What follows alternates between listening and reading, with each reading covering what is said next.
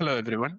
Welcome to another episode of Workhackers, where we explore the real shifts shaping how people work, lead, and grow within organizations. In today's episode, we are diving into a question that sits right at the heart of modern leadership. What does it really mean to see people at work today?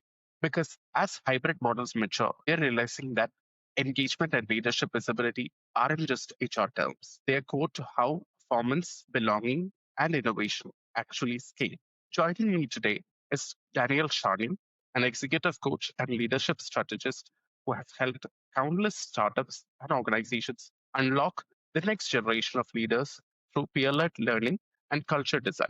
We'll be unpacking why so many high potential employees still go unseen, how proximity and recognition biases shape the leadership growth, and how organizations can reimagine leadership as a shared behavior rather than a role. Let's get to it. So, once again, welcome Daniel to Work Hackers, powered by Doki.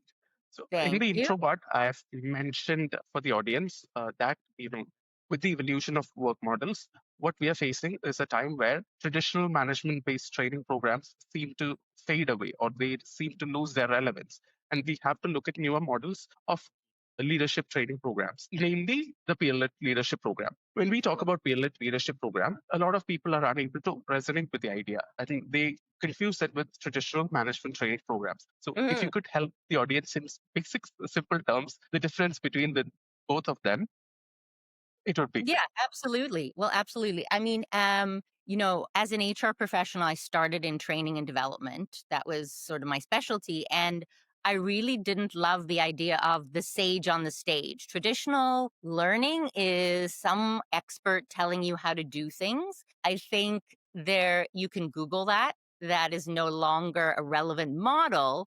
Those of us who've been at a round table with peers, or maybe you're at a conference, and if I ask you, what did you get most out of the conference? Usually people say it was the conversations with my peers talking about things that are relevant to both of us. So peer led learning, and I'll go into it a bit, is a very active way of learning. And it's the idea that every peer has lived experience, their own lived experience that they can share with another peer and gain insights by sharing stories and real examples rather than say, read this or I heard about this, right? So you can really dive into the problems your peers are having and share your own. And through that, you gain insights, you gain motivation, and you can mentor each other. So I'll dive into later peer-led leadership lab that I've kicked off, but it is a non-traditional way of learning and it's much higher engagement and a much higher retention. And I'll jump into the research. Yeah. So let's discuss that down the line as well. So recently, I've had the opportunity to go through a Gallup report that suggested that 52% employees don't feel seen when by their managers, or they don't have the relevant visibility when they are implemented, when they are put in a hybrid model of working.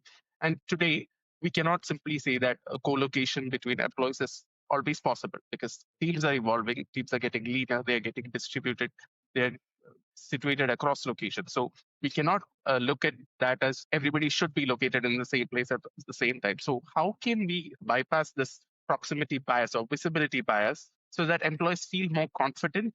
And what is the leadership potential that the leaders often get missed? So it's probably very simply put, physically connected with the employee. At times, the chances are you are not unable to identify the true potential of the employee, and they all get overlooked in the crowd. So how can leadership evolve enough to accommodate all this? So there's a lot of questions within your questions, but I'll start with Yeah. employees being seen and recognized.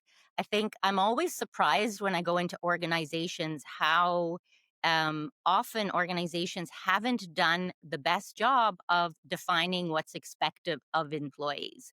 So, to me, the easiest management principles are number one, define what's expected of people. And that's, you set goals and priorities, and people need to understand why does my role matter? What KPIs am I helping drive towards? Now, when you understand that as an employee or you've communicated as a manager, then you can recognize people based on the behaviors, based on the results that you have told them in the what's expected of me. So it's what's expected of me. Number two is how am I doing? And you've recognized me.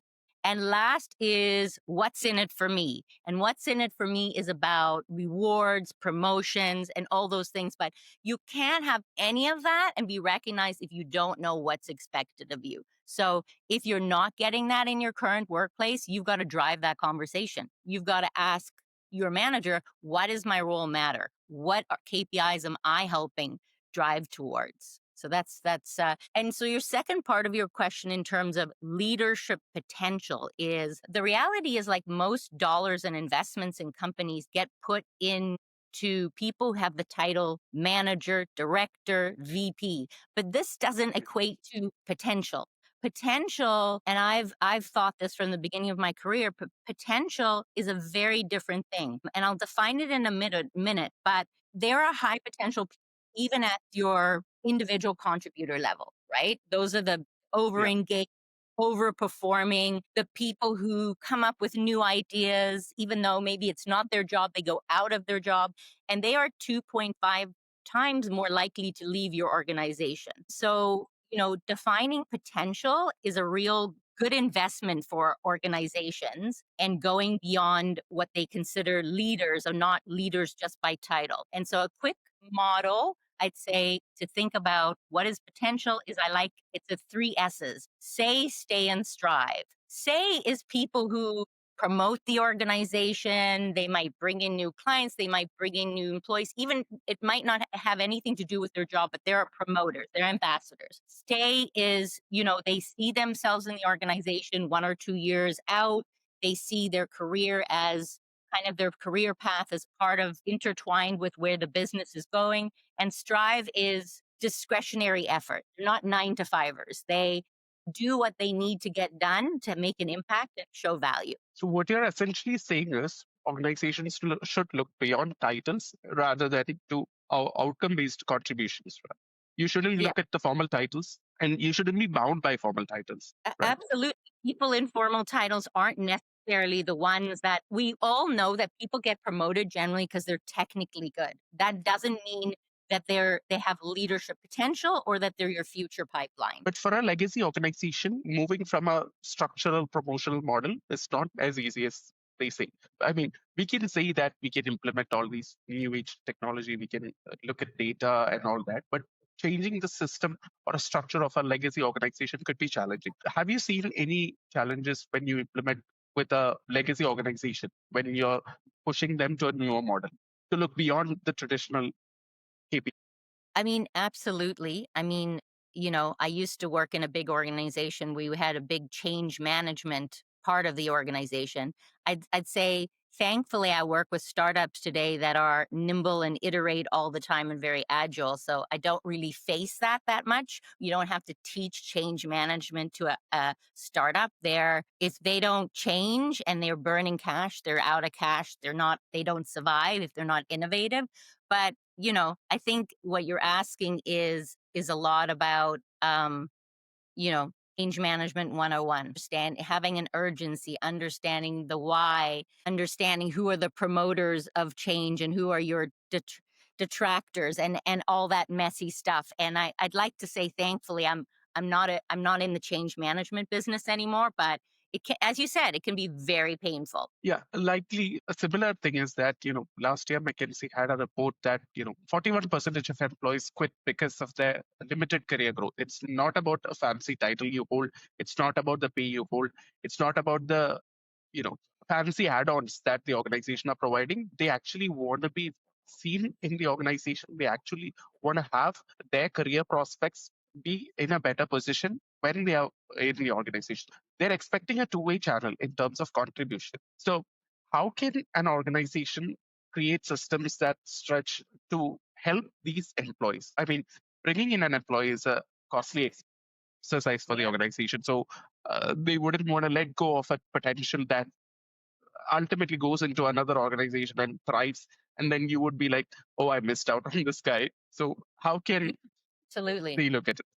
Yeah, I mean, I think growth and flexibility are, top two things that employees want globally. More in certain countries, but definitely I think those are becoming more and more of the, standard things that employees want. There's some great, I'm going to share with you two great growth models that organizations can use because promotion is not the only way to grow. In fact, I mean, in the startup world that I work in, Yeah. there's few and far between promotions because it's a very flat organization. So here are two great models that I've seen organizations use very effectively. The one is, and I think it was originated from Google, is like building growth within your role. So they're both called 70-20-10. So Google said that, 70% of your job is defined, 20% of your job can be cross functional projects that you can learn new functions, meet peers from other functions, and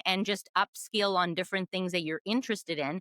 And those cross functional projects can be are best when they're transparent to everyone in the organization. They become part of your internal marketplace, something that you can look at to stretch. And then 10% of your job is what they call blue sky. So, I have a client that does this very effectively. They say, there's a number of challenges that we have, and we're looking for people who can come up with ways to drive down costs or drive up revenue, and challenge employees to come up with ideas. So that's one model where if you have it, people are stretching all the time.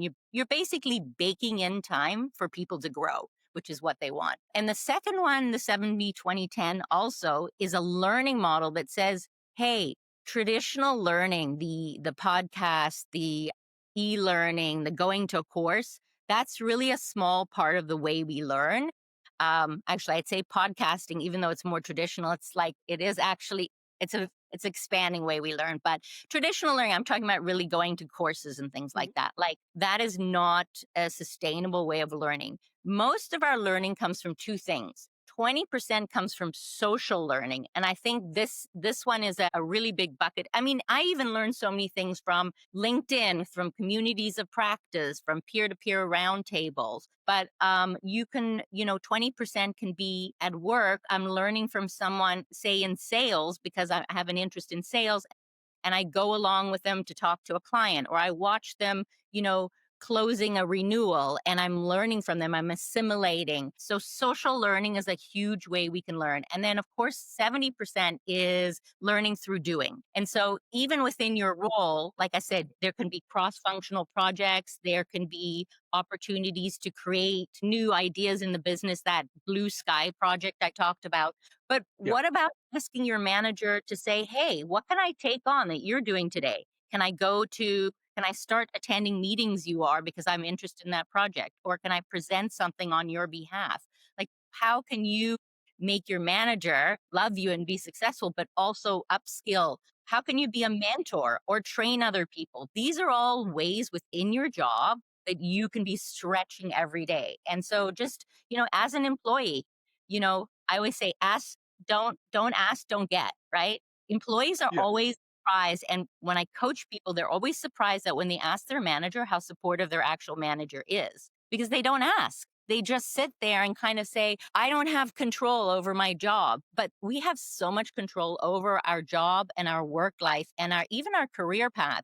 If we define it or come up with a proposal, in my career, I've pushed my career forward by not thinking that I can't control things, right? Like I've negotiated a job share agreement where this company said, we don't do that. So I was like, well, let's try it for 6 months and see. Okay, I made a business proposal why it would work for them, right? So there's a lot more you can do that you think you can do in your job. Yeah. So it's more about opening the communication with everybody within the organization, right? So it's more like, you know, that door has never been opened. Why not try opening the door? Yeah, So absolutely. in corporate, usually the structure is, if there is a door that is never opened, nobody usually tries to open the door. Everybody's like, so I That's had this anecdote with, yeah. yeah. And So sure, once you open the door, then others say, I can do that. yeah, And And that just happened in one of my peer led programs where someone had a conversation with their manager, which led to that transitioning to a new role. And everyone else was so surprised. They were like, maybe I can do that. Right. So there's that whole idea. I love what you're saying about opening the door, but like you can only be what you can see. Once you see someone doing that, you realize there's not a boundary that you thought. So I like That that. is a very basic psychology that we people adopt, right? So if somebody is doing Yes. something and they are getting rewarded, suddenly we are motivated to try something new within the organization. Till that Absolutely. point, the question is nobody's doing it, so we shouldn't also try doing some stuff like that. Yeah. Like So yeah, maybe there'll be a no, but maybe there'll be a yes. yeah.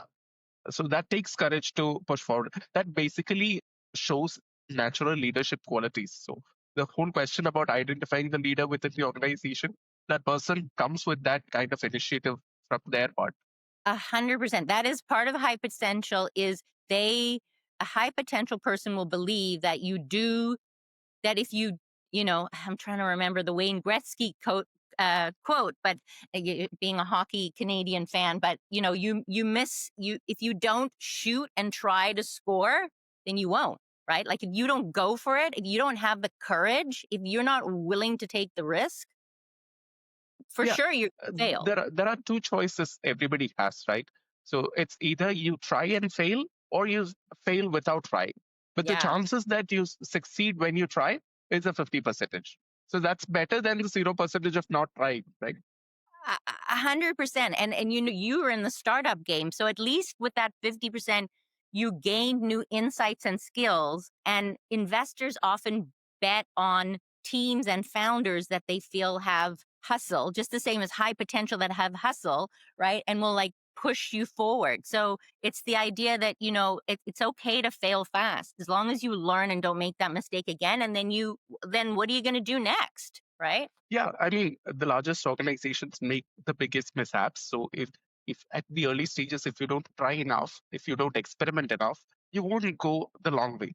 So Yeah. coming the contributing, one of the challenges that the employees, when you talk to a lot of organizations, reports have shown that the resistance towards flexible or hybrid model of working from the employee part is because remote workers feel they are not being seen. So whatever contribution that they're showing to the organization, that won't show up unless they are present in the organization. So they are not considered for a promotion. Somebody who shows up 5 days to the office, somebody who shows up to the manager, they are considered far more for the promotion that they are looking for.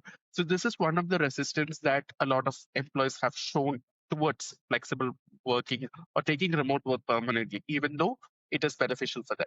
So how can organizations look at this visibility or proximity bias, which is a big term in this Mhm. space, which is one of the biggest red flags that have been shown to the employees to manipulate them to come back to office full time? So how can at least startups or high growth organizations look at measurable KPIs to understand a contribution to the organization rather than the attendance? Yeah. Well, this is both a simple answer and, takes effort. And I think Yeah. organizations sometimes take the shortcut of looking at somebody at their desk, right? Or looking at someone at their monitor or in a meeting and equating that with performance, which is not. Just seeing someone doesn't mean anything about their performance. And so it is a lazy route, it is a shortcut route. And the only way around it, as you said, is to become a ROWE, results only work environment, right? To define the results you're looking for, the behaviors, the observable behaviors you're looking for, the outcomes you're looking for. I mean, to be at a job and really not understand what success looks like is very demotivating. And we're going back to where I started, which is, people need to know what's expected of me. And the way you know that is if organizations define the focus, the goals, the priorities, then they can start to say, okay, well, who owns those things? Who drives those things, right? And so it starts with really good management that defines the results that the organization is trying to achieve. There's a great book called ROWE, Results Only Work Environment. If you haven't read it, it's an old one and it's a powerful one. And so I'd go back and say, as an employee, as an individual contributor, or anyone in the organization, if you don't know what success looks like, you better find out, because you're not going to be recognized and rewarded. Another thing I want to say is, the traditional way of giving feedback through a manager is limited, right? And so if you can open it up to peer feedback or 360 feedback, whether that's saying, hey, what should I start, stop, continue doing? You can start to build more, get more feedback and improve on yourself, and also have a better, fairer way of evaluating people in addition to their metrics and results. One of the questions I really like, because I'm going through with a client, we're doing some 360s, is what does this person do, or what do I do that you value and that makes an impact in the organization? Or what am I doing that is not creating value and impact in the organization? And maybe I need to subtract. The add and Yeah. the subtract are just as important, right? Because we only have so much time. And as organizations, we want to be focused on driving the KPI. So yeah. So when you speak about the subtract part, that is one thing that comes up a lot in today's conversations, because as organizations are evolving, management is trying to figure out changes in all the spaces, be it workspace access, be it identifying productivity of employees, be it identifying the strength of the workforce and everywhere. So a lot of people, a lot of leaders have been suggesting the same thing. You first understand what the organization has and then take out what is unnecessary.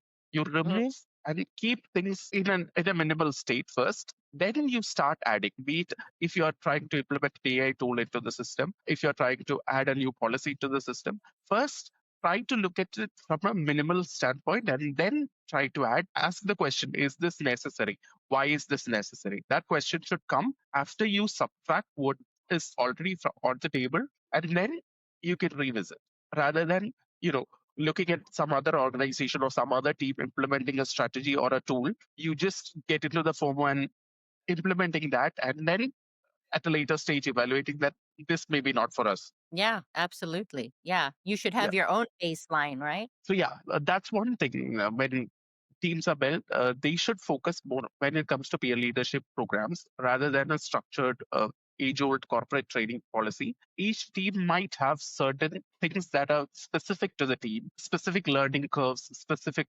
bottlenecks that come from to the employee as well. So that's where somebody like your role comes into play, because quite easily, rather than traditional management training models, peer-led leadership programs have reported much more engagement, like say to the rate of 90 percentage. When people work together, there obviously might be problems. When you're putting a group of people, obviously problems are there. But then again, the upside is much more to the traditional models of management. So based on your experience with startups, what is the psychology behind this engagements? How are people performing better when they are uh, given that level of trust and accountability that they are supposed to help their new onboards? Yeah, so I run a peer led leadership lab, and it's a 6-month program. And it is usually the audience is individual contributors. So I called it a leadership lab, but I'm defining leadership as leadership potential, which is throughout the organization. What is unique about it is peer led. That means people are active and leading the learning. So if you think about traditional learning, and we went back to I gave you the sage on the stage, when Yeah, someone's talking at you, you retain about 20% of what they're saying. Now, Edgar Dale did research many years ago about retention and learning and found that there's two types of learning where we retain up to 90%. The one is you actually, experience learnings.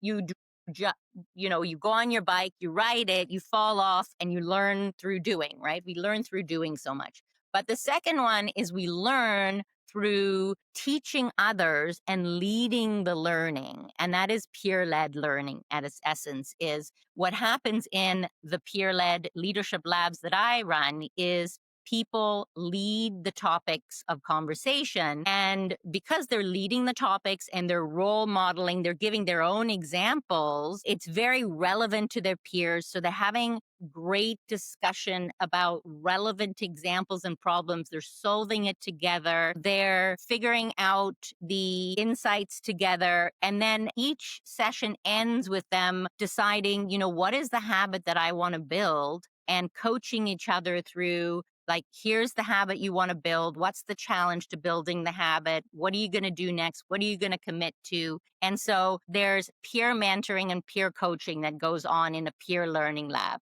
But the main thing is they're very active in their learning. The conversation, they're super engaged. The sessions I do, when peers rate peers, I'm getting scores of 8 or 9 out of 10. I don't even get those scores. The reason that the scores are so high is because I am, of course, guiding what the curriculum looks like, but they're really having the conversation in a way and doing exercises that are relevant to them. So they're very engaged in their learning, and they understand that I'm actually leading this program. I'm going to make this program successful, not just for me, but I'm actually accountable for making the program successful for my peers. And that's the way I set it up, because we have a setup time at the beginning.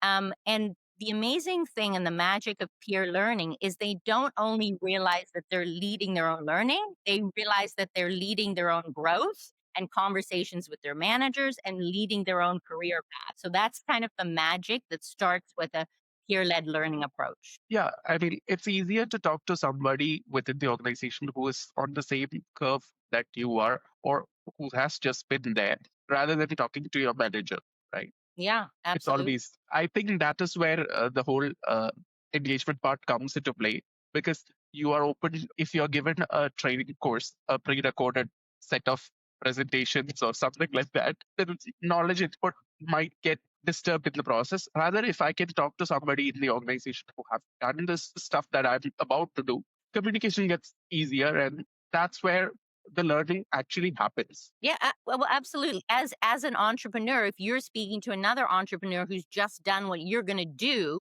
and they say, "Here's what I tried. Here was the results. This is what I learned. Stay away from this." You're going to get way more out of that conversation than Daniil, an advisor, coming and telling you, "This is what I'm hearing from clients," right? Because you are an expert in your own lived experience, and so are other entrepreneurs. The same as high potential ICs in the same peer led programs are experts in their own experiences and have lots to share about what works, what doesn't. Yeah. Also, coming to identifying the potential and talent, when a company, an organization is set up in a distributed fashion or a flexible model, they have to set up recognition loops much clearer, because in a full-time work from office, there is always a manager to go back to. When a feedback form gets the wrong kind of benchmark, you can always go back to somebody. But in a hybrid model, that doesn't happen. You have to have more clearer recognition loops to identify burnouts, to identify the right performance as well.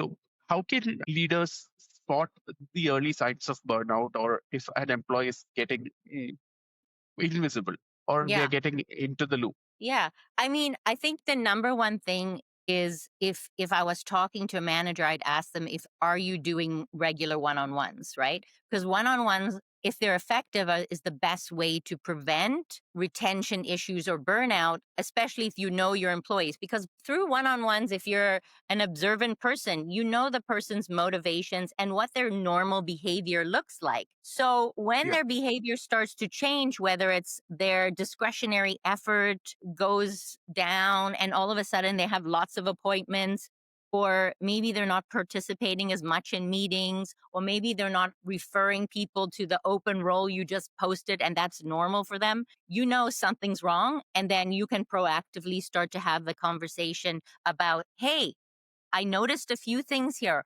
Everything okay? Yeah.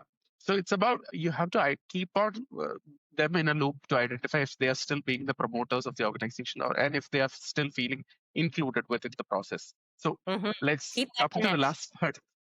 Yeah. Let's come to the last part of the conversation. Sure. We've initially mentioned that this whole process of evolution of organizations going beyond roles to a rather shared conscience and behavior. So when leadership is shifting towards that, this is easier said in principle. I mean, we can say that, it's just about opening the doors of communication between teams. It's not as easy as it goes as the organization grows. What should organizations in the coming years expect in terms of hiring, in terms of promotion, in terms of identifying and measuring success within the organization for employees? What do you think is the future based on your experience? Yeah. So I think in terms of, leadership and really hiring and promoting people with, leaders who have leadership potential. I think it's important that, going back to my our conversation, that it's not a title, right? It's not people. You don't look at roles that people are playing. You don't look at the who. You look at, are these people exhibiting the behavior that we want to hire and promote and develop on, right? And so I think a great model is Jim Collins' model. He has this L5 model of leadership, and it's not about a title. It's about certain behaviors and certain mindsets. He talks about what it means to be a humble leader. He talks about leaders who are, when things go right, they're the first to recognize the team, and when things go wrong, they're the first to look in the mirror. He calls that the window in the mirror. So defining what kind of behaviors, and there's lots of good models like Jim Collins' good to great model, that we can look to and say, hey, at all levels of the organizations, what does it look like? So again, not to say who is a leader, and leaders are in certain titles. That's a shortcut, and that's not effective. But really, are they exhibiting these certain behaviors? They might be behaviors like ownership, or people who influence outcomes more than others, or people who elevate others. I love those kind of behaviors, because those are people who multiply. They multiply the impact of others, right? They're not just about their own individual contribution, but they actually know how to multiply through influence and coaching other people. So I think you can drive these kind of leadership behaviors throughout the organization by having a flatter organization, by having opportunities for, cross-functional projects and things like that. And then just by looking for people, whether you're hiring them or promoting them, and using those leadership behaviors and mindsets as your guide. So what you're saying is, for the future, organizations should never look at leadership as a title. Your leader could be a VP who is bringing in your biggest customer. Your leader could be the admin at the grassroots level who ensures that the operations go smoothly day to day, so that no other employee within the organization have to struggle for anything. So if a leader could be anybody within the And organization. obviously, in those two examples, they're going to need very different things, and longer, and the one who's the admin might need a longer time to go up to, an SLT. But ultimately, they're both showing leadership attributes that you've defined. Yeah, this whole point is, even if that admin quits the organization, the operations go into complete chaos. That kind of relevance always makes sense, and founders should always be keen to identify these kind of people within the organization and create a work culture that is open to bringing in people and acknowledging the contribution that they are giving to the organization. Absolutely. Yeah. Otherwise, they'll end up with larger attrition, newer you know decision making jargons to identify, bring in newer teams to, they are looking at new hires every quarter, and then they are always questioning, am I the problem ultimately? Yeah. Yeah. Good point, for sure. Yeah, so hopefully organizations can look at leadership as a quantifiable measure that brings in a larger value to the out organization, and bring in mm, from smaller outcomes to a larger, help people build towards the bigger vision of the company. Yeah. Agreed. We're on the same page. Yeah. So with that, let's wind up today's episode, and I hope the audience get a lot of insights from speaking to somebody like you. Because Yes. Thank you you. know when Thank you when for we having. speak about leadership, it's the misconception is that is for somebody at a senior level, at a VP level or a CFO level. So bringing in a mentorship program for the organization actually happens at the grassroots level, because that's where most of the work happens. That's where most of the burnout happens. That's where most of the talented employees get invisible over a period of time. So organizations have to look at the bottom level to identify value for the longer period. Absolutely. Leaders can be anywhere.